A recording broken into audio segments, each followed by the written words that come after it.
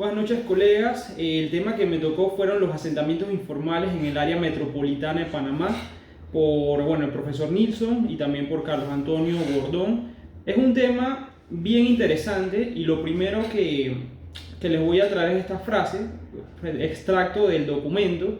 El proceso irregular de ocupación genera trazados urbanísticos ineficientes y disfuncionales, los cuales son además muy difíciles de modificar una vez asentado el barrio.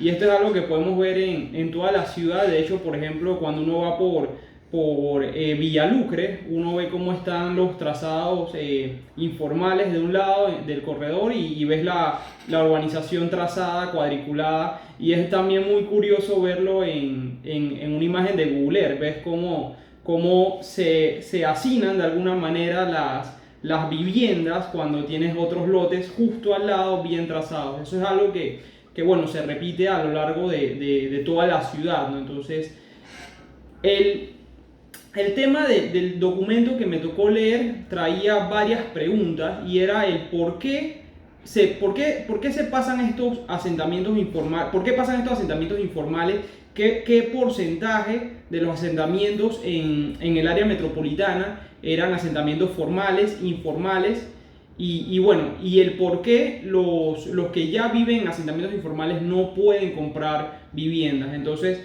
en esas preguntas se iba desarrollando lo que era el documento. Por ejemplo, aquí vemos una foto de San Miguelito en el año 70. Todo este documento fue parte de la iniciativa del Foro y Observatorio Urbano de Panamá, FOBUR, cuyo objetivo es investigar, monitorizar y divulgar distintos aspectos del crecimiento urbano. Entonces, una de las cuestiones que presentaba el documento es, ¿y qué se considera una vivienda informal?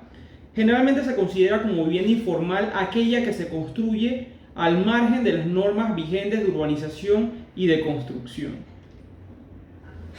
Sigamos.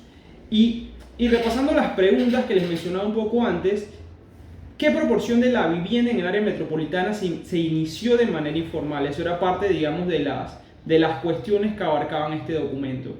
¿Qué proporción de los hogares del área metropolitana no pueden pagar la vivienda más barata del mercado?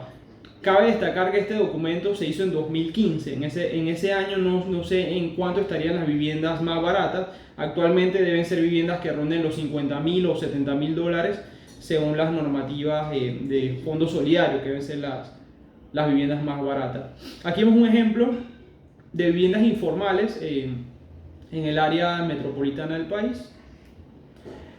Y el documento, además de eso, complementaba con gráficos como este que vemos a continuación, donde se veía el porcentaje, o no el porcentaje, sino como una proporción visual de las personas agrupadas por su rango de ingreso. Vemos que en el centro, en la periferia, digamos, del centro de la ciudad, justo al lado del Canal de Panamá, donde se desarrolla todo el movimiento económico, está el centro bancario, vemos que los ingresos promedios mensuales son mucho más altos y estos mismos van disminuyendo a medida que la huella urbana se extiende a lo largo del área metropolitana, ¿no? 41% de la vivienda actual del área metropolitana de Panamá fue generada por la vía informal. Eso es una de las respuestas que genera el análisis de este documento, y que también el profesor mencionó justo en la clase anterior. Estaba mencionando algo de esto. Aquí en esta gráfica a continuación se hizo un análisis de lo que eran barrios formales, viviendas sociales, asentamientos informales y lo verde es área protegida y demás. Pero vemos cómo la huella urbana en el centro es más, digamos, vivienda formal, y cómo a medida que se va extendiendo la huella digamos, del área metropolitana, se van haciendo más viviendas informales tanto al norte, al este y al oeste de la huella urbana, ¿no? Vemos asentamientos informales déjenme ver si lo puedo señalar, justo acá vemos asentamientos informales, que es muy posible que esto continúa extendiéndose, porque este análisis se hizo hace ya unos años y la tendencia es a que continúe. El desarrollo informal tiene consecuencias negativas. Al carecer de servicios básicos, el desarrollo informal somete a sus habitantes a condiciones de vida difíciles e insalubres, y eso ya lo hemos visto en toda la ciudad.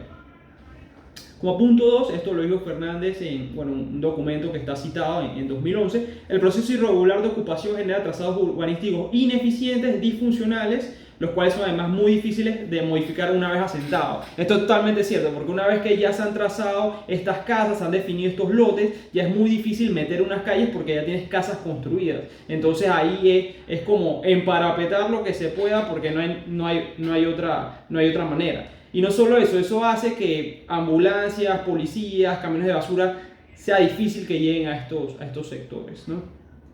El proceso irregular de ocupación generalmente no reserva, que eso era lo que mencionaba hace un ratito, espacios para parques, campos de juegos, por lo general pura casa, tú tienes tu lote allá, yo tengo mi lote acá, todos estamos pegados, pero no hay una escuela o la escuela está muy lejos, se acumulan las aguas negras porque no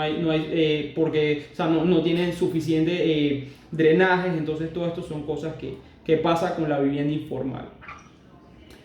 Y bueno, es sumamente costoso para el Estado, digamos, recuperar esas infraestructuras. Algunas, hacen inversiones millonarias para tratar de rescatar lo que se hizo mal en su momento. Y bueno, el desarrollo informal, que es otra de las cosas que se mencionaba, produce un crecimiento urbano desordenado, ineficiente. Aquí tenemos una tabla donde se muestra precisamente los datos estos de dónde sale el 41%.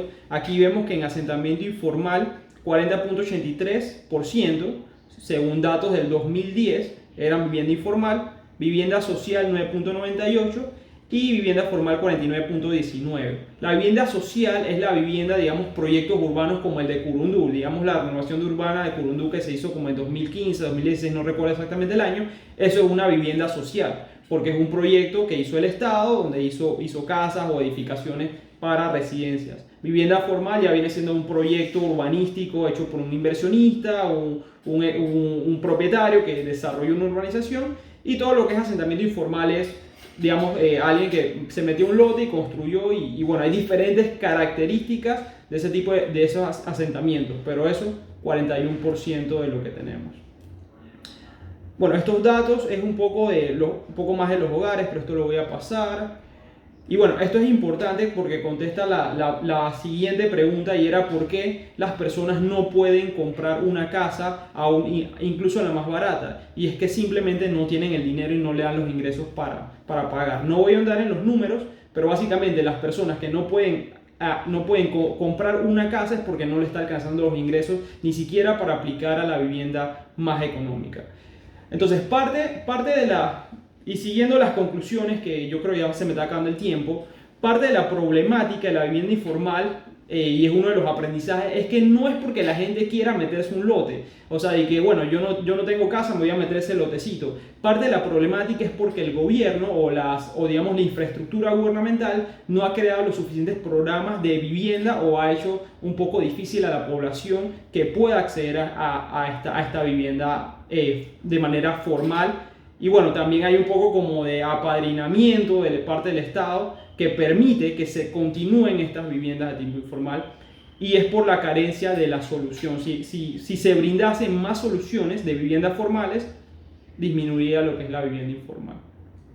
Bueno, aquí un poco de las conclusiones. Esta es una imagen de 2018, no, esta es de 2021 aproximadamente, no recuerdo la fecha, porque habla de la pandemia, pero habla de las comunidades informales, 385 comunidades informales identificadas a lo largo del país, y aquí habla del total de familias que aproximadamente están en esta condición. Y bueno, en las últimas 6 décadas, el 41% del total de la vivienda del área metropolitana de Panamá se ha iniciado de manera informal, y esta proporción no parece estar disminuyendo significativamente en años recientes.